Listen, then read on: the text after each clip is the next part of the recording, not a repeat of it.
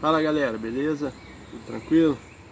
Então hoje eu vim aqui, ó, fazer esse vídeo para mostrar esse pio aqui. O Marcelo Guatapará fez. Pios Guatapará. Vou mostrar ele porque é um pio um pouquinho diferente.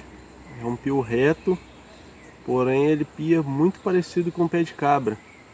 E isso acaba tornando ele mais interessante.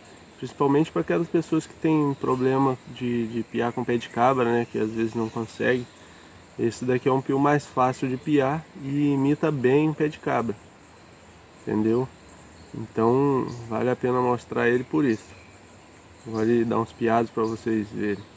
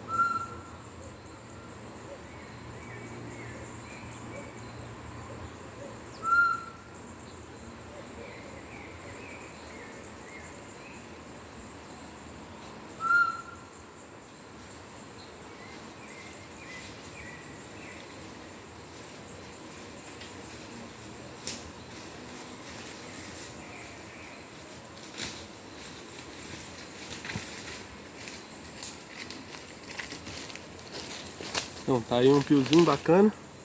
Tem um pouquinho de barulho aqui porque eu tô no fundo de casa aqui. Tem uns carros, umas motos que passam aí de vez em quando, faz barulho. Mas piozinho interessante. Para quem tem um pouquinho de dificuldade aí com pé de cabra, vale a pena. Beleza, gente?